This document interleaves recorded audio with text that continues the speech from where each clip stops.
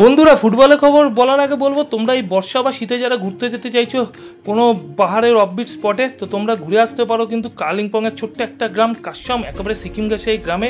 4 বেলা খাওয়া দাওয়া নিয়ে তোমরা কিন্তু আশেপাশে দারুণ সাইট সিন করতে পারবে মাত্র 1200 টাকা, 6 জন গেলে 1100 টাকা। আর ডিটেলস জানতে তোমরা কিন্তু স্ক্রিনে দেওয়া কন্ট্যাক্ট নাম্বারে কল করে জেনে নিতে পারো। নমস্কার বন্ধুরা, বঙ্গজাতে তোমাদের স্বাগত জানাই। তো চলে এসেছি আজকে একটা ফুটবলের একটা টপিক নিয়ে আলোচনা করতে। তো কোনো ফুটবলের সেরকম আপডেট না, দলবদল বা কোনো ম্যাচের স্কোর বা এই ধরনের না, একটু ফুটবলের একটা টপিক নিয়ে আলোচনা করব।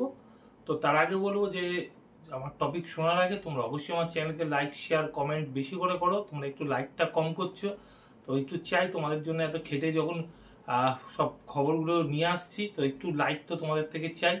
আর তার সাথে চ্যানেলে যারা নতুন এসছো অবশ্যই সাবস্ক্রাইব করে বেল বাটনটা অন করে দাও, যাতে ফুটবলের সব নোটিফিকেশন তোমরা রোজকার মতো পেতে থাকো। তো আজকে যেটা নিয়ে তোমাদের সাথে আলোচনা করব সেটা হচ্ছে এআইএফএফকে নিয়ে। এআইএফএফ ভারতীয় ফুটবলের নিয়ামক সংস্থা, তোমরা জানো। তো এআইএফএফ একটা সার্কুলার জারি করেছে হঠাৎ করে বেশ কিছুদিন আগে, যে তারা বলছে যে যে অলিখিত টুর্নামেন্ট বা অননুমোদিত টুর্নামেন্ট স্টেটের বা এআইএফএফের যেগুলো হয়, সেই টুর্নামেন্ট যদি কোনো স্টেট ফুটবলার যারা নাকি স্টেট লিগ খেলছে, ধরো আমাদের কলকাতা লিগে খেলছে এই ধরনের ফুটবলার, যদি সেই টুর্নামেন্টগুলো খেলে তাহলে তাদেরকে সাসপেন্ড করা হবে। মানে ব্যাপারটা বলতে চাইছি, যারা ধরো স্টেট ফুটবলে আমাদের আইএফএর রেজিস্টার্ড ফুটবলার আছে, সেই রেজিস্টার্ড ফুটবলার যদি আইএফএ অনুমোদিত টুর্নামেন্ট ছাড়া কোনো টুর্নামেন্ট খেলে, তাহলে সেই ফুটবলারকে ফেডারেশন সাসপেন্ড করে বা আইএফএ সাসপেন্ড করবে।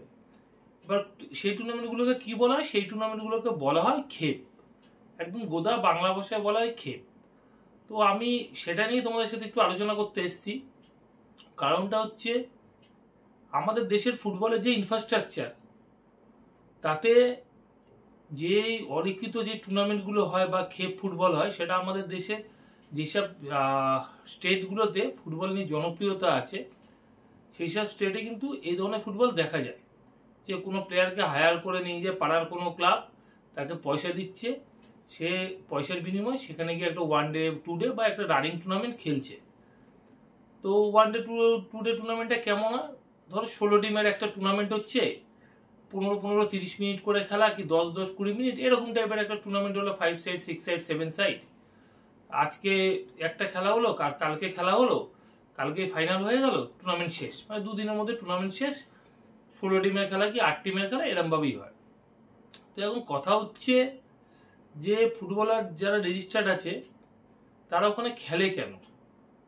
কারণটা হচ্ছে, আমাদের দেশের ফুটবল সংস্থারা যেভাবে ফুটবল লিগ চালায়, কোনো কোনো স্টেটে ফুটবল খেলা হয় 3 মাসের লিগ, কোনো স্টেটে 2 মাস, কোনো স্টেটে 1 মাসে লিগ শেষ হয়ে যায়। এমন স্টেটও আছে আমাদের এখানে ছোট ছোট, যেখানে 2 সপ্তাহ 3 সপ্তাহ তো একটা লিগ শেষ হয়ে যায়।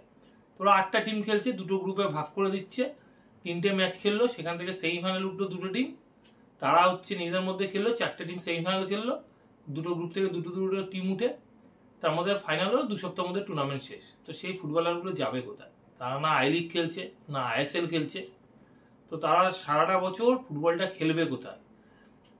আমি বাইরের স্টেট বাদ দিলাম, বাইরের স্টেটে একাধিক জায়গায় এরকম খেপ টুর্নামেন্ট হয়। কেরালার খেপ, যেটাকে সেভেন্স বলে, ওখানে 7 সাইড ফুটবল খুব জনপ্রিয়, ওখানে প্রচুর পয়সার খেলা হয়। কেরালা বাদ দিলাম, গোয়াতেও এরকম খেলা হয়, ইভেন নর্থ ইস্টেও এরকম প্রচুর টুর্নামেন্ট হয়। এছাড়া ত্রিপুরা কিন্তু আমাদের ভারতের ফুটবল মানচিত্রে কিন্তু খুঁজে পাওয়া যায় না, কিন্তু ত্রিপুরায় ফুটবল জনপ্রিয়তা দারুণ, ওখানেও এরকম খেপ প্রচুর হয়। কিন্তু আমি কলকাতা নিয়ে বলি, এখানকার প্লেয়াররা খেপ খেলে কেন বা রেফারি খেলায় কেন? এখানের প্লেয়াররা 3 মাস লিগ খেলে, একটা প্রিমিয়ার লিগ হচ্ছে 3 মাস।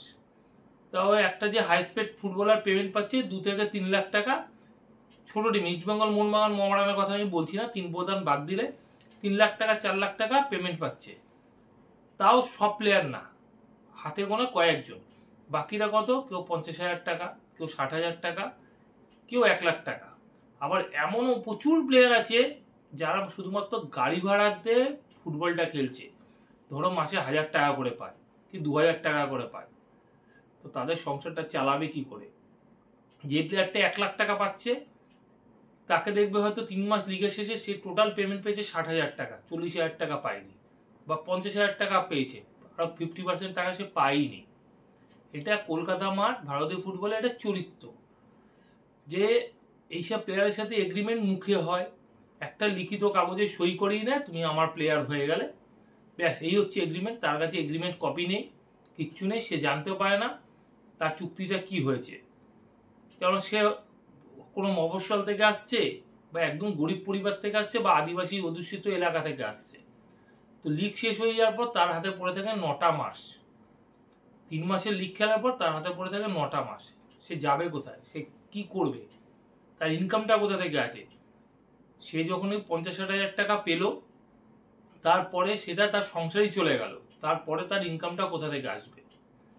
সেই ইনকামটা করতে গেলে তাকে খেপ খেলতে হয়, আর খেপের পয়সা একটা লো ক্লাস মিনিমাম প্লেয়ার, সবই উঠতি ফুটবলার, সে কম করে হলেও একটা গেমে 2,000 টাকা পায়। একটা গেমে সে 2,000 টাকা পায়। দিনে এরকম তার 3টে গেম থাকলো, মানে একটা টুর্নামেন্ট 8 টিমের খেলা ধরলাম, সে ফাইনাল অবধি পৌঁছালো 3টে ম্যাচ, তো দিনে সে 6,000 টাকা কামালো। কিন্তু একটা আমাদের স্টেটের ফুটবলার বলছি, যার একটু খেপের মাঠে নামডাক হয়ে গেছে, এরকম অনেক প্লেয়ার আছে, আমি চিনি, জানি, তাদেরকে পার্সোনালি জানি, তারা একটা গেমে 7 থেকে 12,000 টাকা করে নেয়। দিনের শেষে সে যদি 3টে ম্যাচও খেলতে পারে একটা টুর্নামেন্টে একদিনে, সে 20 থেকে 21,000 টাকা কামায়, কম করে, আমি বলছি কম করে। আর একটা মানে উঠতি ফুটবলার কম করে 6,000 টাকা দিনের শেষে কামাচ্ছে 3টে ম্যাচ খেলা, কিছু না পারলে একটা ম্যাচ খেলেও সে দিনের শেষে 2,000 টাকা কামিয়ে নিয়ে চলে যাচ্ছে 30 মিনিট ফুটবল খেলে। আর সেই উঠতি ফুটবলারটা যদি কোনো প্রিমিয়ার লিগের ক্লাবে খেলে, সে পেমেন্ট হয়তো পাচ্ছে সারা মাসে 2,000 টাকা গাড়ি ভাড়া। আর ফার্স্ট ডিভিশন টিমগুলোর কথা তো বাদই দিলাম, ফার্স্ট ডিভিশন টিমগুলো নামমাত্র পেমেন্টে খেলে, 500 টাকা মাসে দেয়, তাতেও খেলে, এরকমও আছে। তো এআইএফএফ বলছে যে যারা রেজিস্টার্ড প্লেয়ার আছে তাদেরকে সাসপেন্ড করা হবে। আর এই সাসপেন্ডটা করবে কি করে? তার বাকি যে 9 মাস তার সংসারটা চলবে কি করে? তাকে সেই খেপটাই খেলতে হবে, নইলে সে পেমেন্ট পাবে না। সে যখন নাকি মাসের শেষে ইনকাম করে খেপ খেলে, প্রায় 1 লাখ টাকা ইনকাম করে একটা ফুটবলার, বাঙালি ফুটবলার। আর কিছু না হলে সে যদি খেলা নাও থাকে, কমও খেলে, সে 40 থেকে 60,000 টাকা ইনকাম করে। সেখানে একটা ক্লাব ফুটবল খেলে সেই পয়সা তার সারা সিজনে পায়। সে খেপ খেলে একটা ফ্ল্যাট কিনছে, একটা সে গাড়ি বানাচ্ছে, বোন থাকলে বোনের বিয়ে দিচ্ছে, সে সংসারটাকে চালাতে পারছে। চাকরি নেই, কাজ নেই, তো তাকে কি করতে হবে? খেপ খেলতে হবে। খেপটা খেলে এমনি এমনি না। যদি আমাদের ভারতীয় ফুটবলে সেই রকম ইনফ্রাস্ট্রাকচার থাকতো, তাহলে কিন্তু সে ফুটবলাররা খেপ খেলতে যেত না। যদি সারা বছর ধরে আমাদের কলকাতা লিগটা যদি সারা বছর ধরে হতো, 10 মাস ধরে লিগ হতো, সে যদি টোটালি রেগুলার পেমেন্টটা তার ঠিকঠাক পেত, মাসে 30,000 হোক 40,000 হোক, সে তখন কিন্তু খেপটা খেলতে যেত, সে তখন কিন্তু তার ক্লাব ফুটবলের দিকে মনোনিবেশ করতো। তো এখন ফুটবলার বলে যে বাঙালি ফুটবলার হারিয়ে যাচ্ছে কেন, বা আসছে না কেন? কেননা চাকরি বাকরি নেই।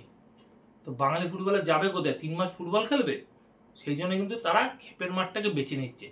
আর সেম থিং রেফারির জন্য, সেম জিনিস। কেননা রেফারি একটা ম্যাচ খেলায় কলকাতা লিগে কত পায়? 300 টাকা, 400 টাকা, বড় জোর 500 টাকা। কিন্তু সেই ম্যাচটা খেলি সাথে সাথে টাকাটা পায় না, সেই টাকাটা তার পেন্ডিং হয়ে পড়ে থাকে। সেখান থেকে টাকাটা যায় রেফারি অ্যাসোসিয়েশন। এটা আমাদের বলে না, মানে আমাদের স্টেট বলে না, এটা ভারতবর্ষের সব জায়গায় রেফারি অ্যাসোসিয়েশন। তারপরে দেখে কোন রেফারি কবে কোন ম্যাচ খেলেছে, কতগুলো সে সিজনে ম্যাচ খেলেছে, সেই বুঝে তার টাকা 6 মাস থেকে 1 বছর বাদে তার অ্যাকাউন্টে ঢোকে। তো তার সংসারটা চলবে কি করে? সেই রেফারিকেও খেপ খেলাতে আসতে হয়, কেননা সে খেপ খেলালে একদিনে সে 2 থেকে 5,000 টাকা রোজগার করতে পারে। আর মাসে সে কম করে 10টা টুর্নামেন্ট খেলায়, তো 2 থেকে 5,000 টাকা যদি তার একদিনে ইনকাম হয়, সে 10টা টুর্নামেন্ট খেলা হলে 20 থেকে 50,000 টাকা সে রোজগার করতে পারে।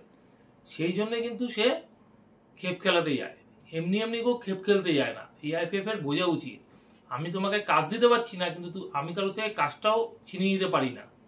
আমার সেই ইনফ্রাস্ট্রাকচার নেই, আমি সেই ফুটবলারটাকে সারা বছর খেলা দেবো, খেলা দেওয়ার মতন ক্ষমতা আমার নেই, বা আমার পেমেন্ট দেওয়ার মতন ক্ষমতা আমার সারা বছর নেই। আমি 3 মাস ওই ফুটবলারটা খেলছে, তারপরে সে চালাবেটা কি করে তার সংসারটা? একটা ক্ষেপে মানে যে টুর্নামেন্ট হয় 6 সাইড 7 সাইড 5 সাইড, এখন কম করেও প্রাইজ মানি থাকে 1.5 থেকে 2 লক্ষ টাকা। কলকাতার আশেপাশে এরকম প্রচুর টুর্নামেন্ট হয়।